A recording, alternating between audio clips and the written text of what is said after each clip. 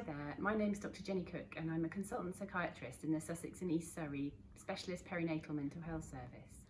It's a worrying time for everyone at the moment, but especially for people that were struggling with their mental health anyway. Pregnancy and having a baby can be a really hard time, and going through that period of your life with the current COVID situation is especially challenging. We want you to know that here at the Specialist Perinatal Service, our teams are all up and running as usual. We're able to see women either using remote digital technology or talk to women over the phone, and we also are still doing home visits where necessary. If you're concerned about yourself, or you know somebody you think is really struggling with mental health in pregnancy or during the postnatal period, please don't hesitate to talk to a midwife, health visitor or GP about a possible referral to our team. Hello, my name's Nicole Elton and I'm a nurse working in the Specialist Perinatal Mental Health Service. We know this is a really difficult time for people at the moment, and they may be worried about contacting their GP or midwife, thinking that they're too busy. But we just want to let you know that we're still here, we're still seeing people either online or we can do home visits, so please do get in contact if you're struggling.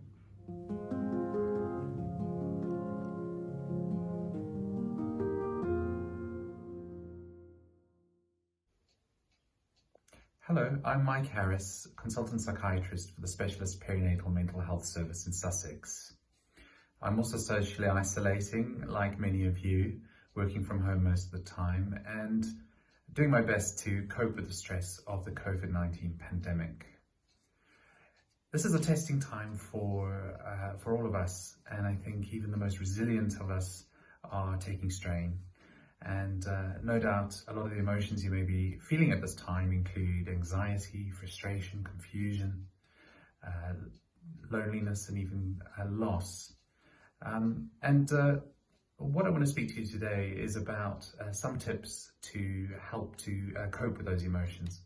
The first thing I want to say, though, is that it's appropriate to be experiencing the emotions I've just described. Not only is it appropriate, but probably necessary. If you think about it, it's the anxiety that drives us to follow the guidance that's been set for us, that keeps ourselves and our families safe. The feeling of loneliness you might experience, I think, just brings home how we are social creatures and really rely on one another. The sense of loss reminds us of what's precious and worth preserving. So to that extent, these emotions are normal, but I think if they were to be heightened to the extent where they may be causing you or causing one to sort of lack the capacity to feel any other emotions, blocking out any more positive emotions, perhaps even impacting on your sleep or your appetite, making it hard to motivate yourself to do things, then of course you may want to follow some of these tips to bring things back into balance and achieve a sense of perspective. So let's start with a couple of these tips.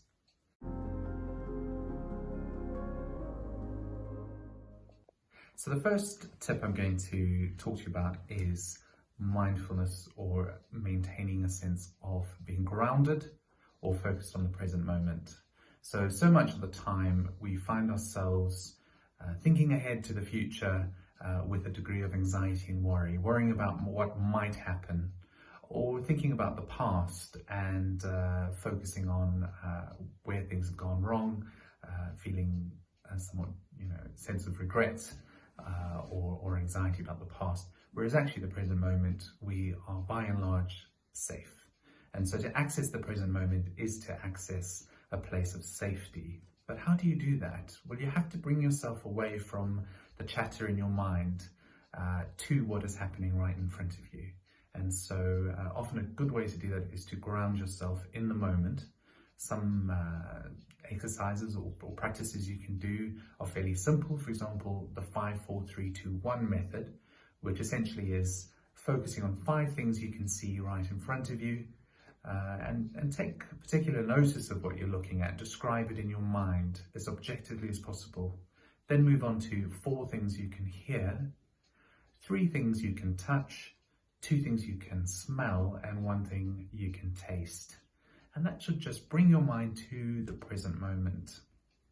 Some people might also do something that you would do in your everyday life, but in a mindful manner. For example, say you're going to drink a glass of cold drink. You might take the glass of cold drink in your hands and just focus on what it looks like. Focus on perhaps what it sounds like, if any sort of effervescent bubbles that you can hear if you put it up to your ear. What does it feel like in your hands, the temperature? What does it taste like, the sweetness? And does it have a smell at all? So you can use any moment really to ground yourself, and that can just bring you out of a more state of heightened emotion into that calmness where we're able to access that wise part of ourselves, the part of ourselves that can think logically and more clearly.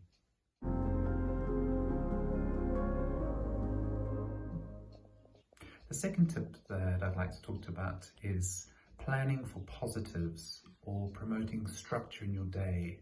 So there are, we're often familiar with the more negative emotions we can experience, such as anxiety and fear or sadness, but there are positive emotions, probably just as many, and some of those include joy, excitement, and the sense of warmth you get when you do something kind for another person.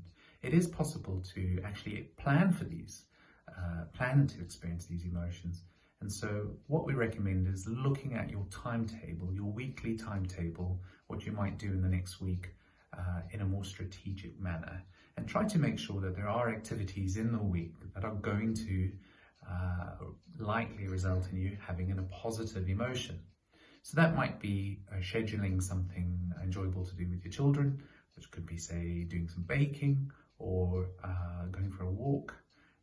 But we also think of emotions that you can, there are also positive emotions such as doing something altruistic or something kind for another person. So you can look in your week where you might decide to write a letter for somebody, or order something online that might cheer somebody up that you know, or give somebody a phone call. We also feel a positive emotional response to having mastery or a sense of achievement over an accomplishment over our lives. So even doing something like a chore or tidying up, maybe getting into that cupboard that you've been meaning to sort for a while, that will give you a sense of control and mastery over your life, which is a positive emotion. And so these positive emotions that you might accumulate balance out the more negative ones that you might also be feeling, and so overall you might find yourself feeling more content as a result.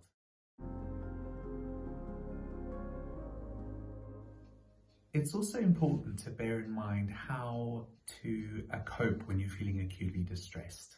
So what we talk about is self-soothing, and being able to self-soothe is an individual concept, because how I self-soothe will be different to how you might self-soothe. Essentially, we're talking about what relaxes you and what brings about a state of calm when you're feeling overwhelmed, stressed, etc.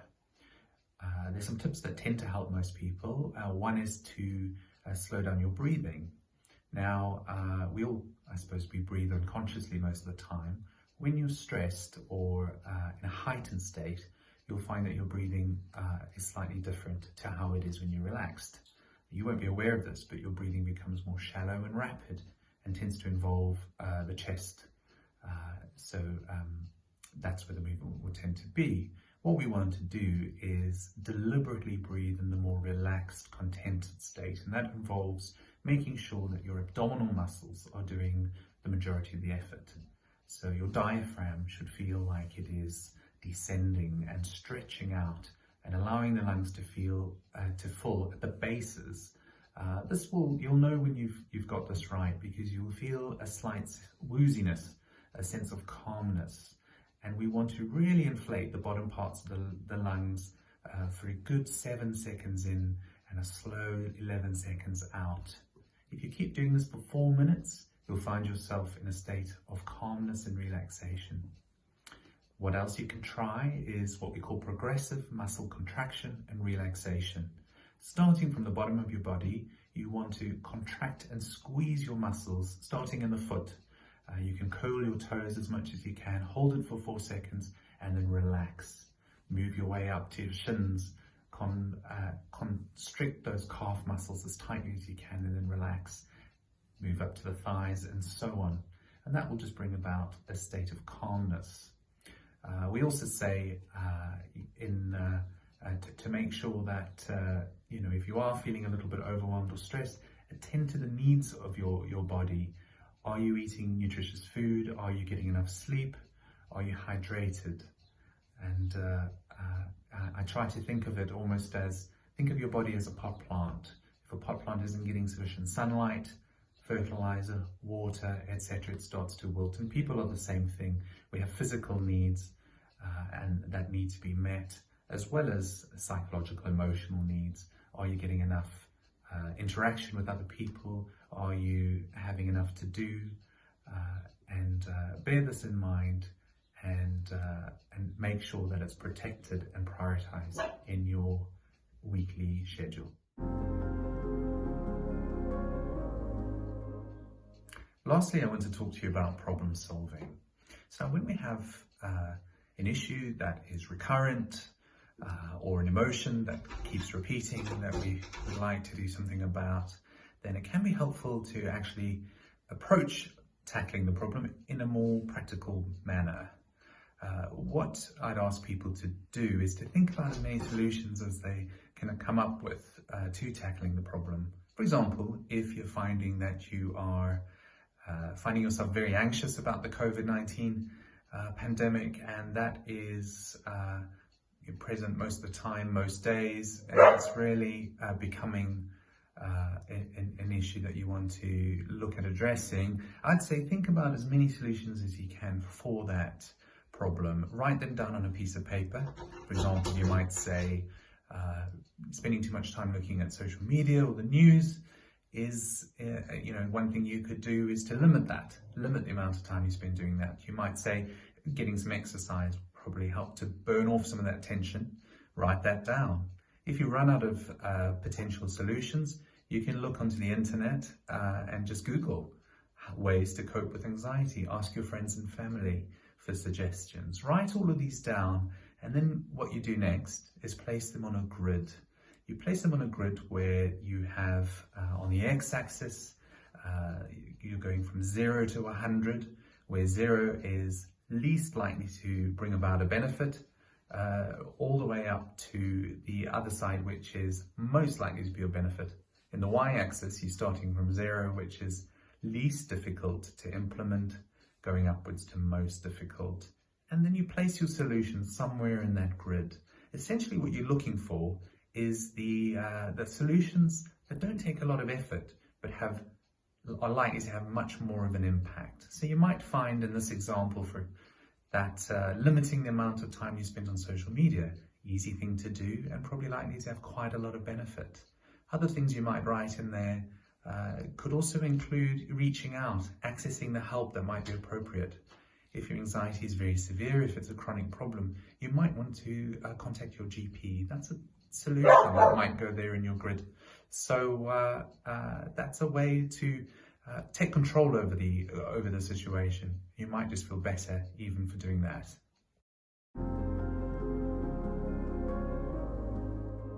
So I hope that's been helpful. Just a few things you can think about to take a bit more control over the anxiety or other emotions that you might be experiencing at this time. Of course, it's not an exhaustive list, and we look forward to hearing from you if you have any tips or suggestions of your own. Don't forget that if you do have professionals involved in your care and you are feeling that you're struggling at this time, do make contact. We would rather hear from you and hear how you're feeling than have you struggling at home on your own. We can always signpost you to appropriate support or offer more. You can also contact your GP And we will have a list of some other resources on our website for you to take a look at. Thank you.